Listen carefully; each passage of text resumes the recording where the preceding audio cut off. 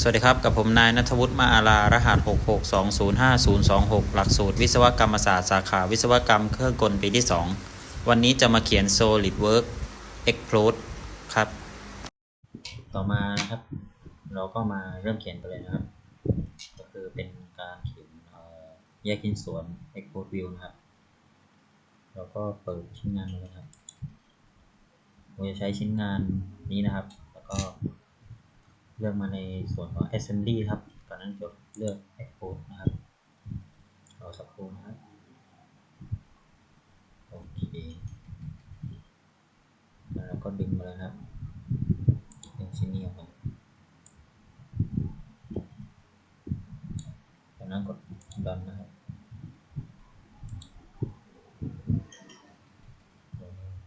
ดึงตามลักษณะตามรูปนี้ครับ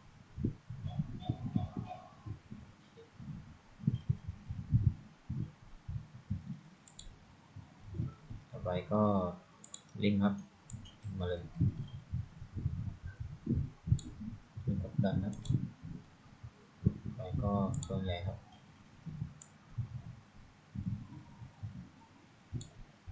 แล้วกดดันครับ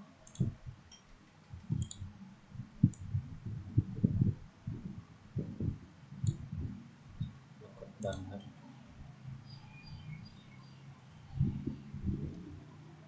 ต่อมาผมก็จะ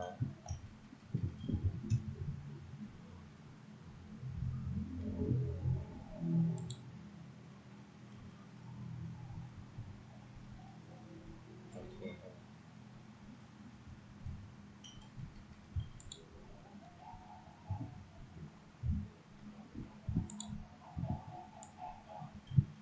นี่ครับ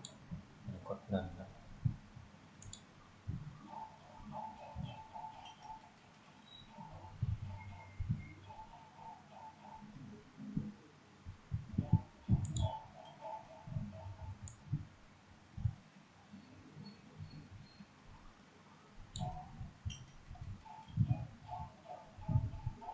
กดดันครับต่อไปก็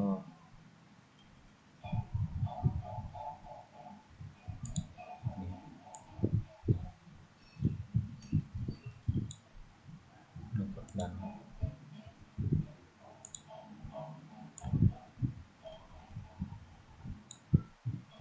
ดันไปก็มานี่นะครับ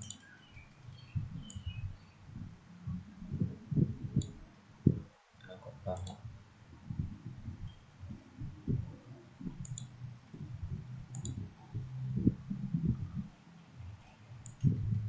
เดี๋ยวเอาไปนะครับ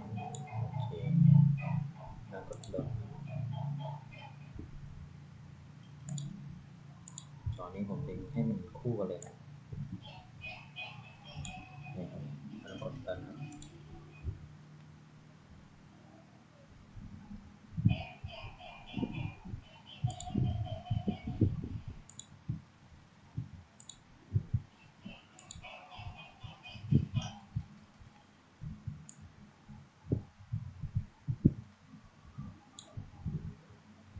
แล้วกดดันครับไปก็มาอันนี้ครับลงดึงรถอันนี้โอเคครับแล้วกดดันครับไปก็มาในส่วนของสปริงครับสปริงผมจะดึงสองอันเลยโอเคครับแล้วกดดันนะไปตัววาล์วผมจะดึงมานะเพื่อการเล็ก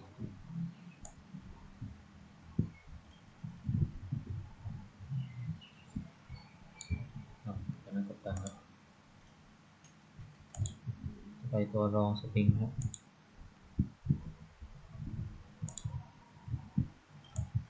ดึงขึ้นโอเคแล้วกดดันครับ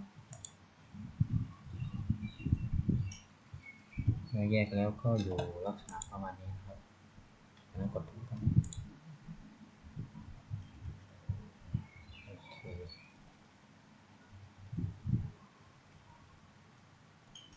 แยกชิ้นส่วนออกมาครับ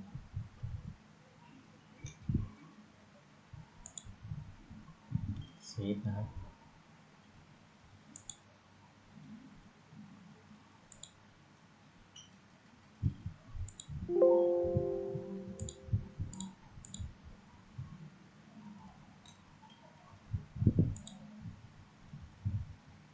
ครับต่อมาเราก็เบิดไปที่กระดาษนะครับ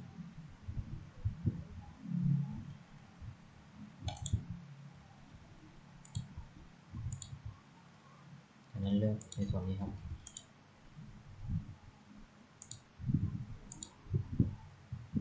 นี่ครับเห็นครับเราก็จะเอาภาพไอโซเมตริกที่เป็นการบอกนี่ครับขนาด2:5นะครับโอเคเราก็จะเลือกมาครับเราเลือกเป็น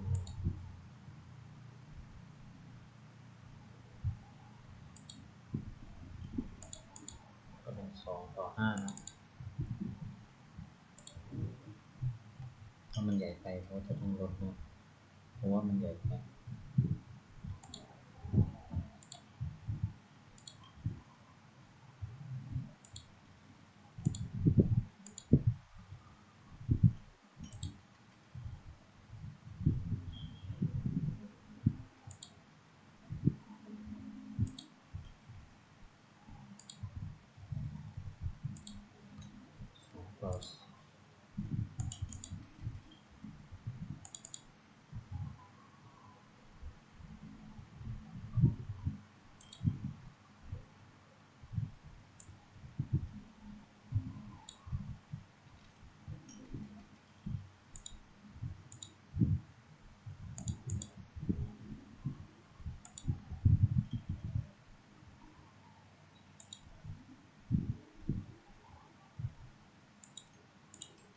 2 2/7นะ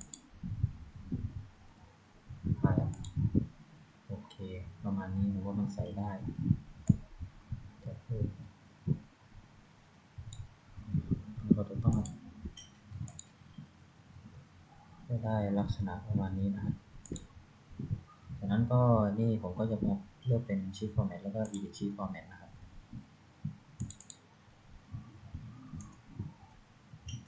งั้นเลือกเป็น Export นะ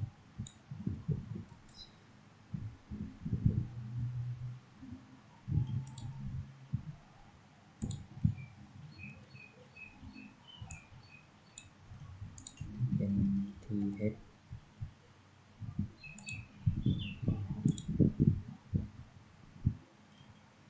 ขอสักทีครับใช้สเกลเป็น2/7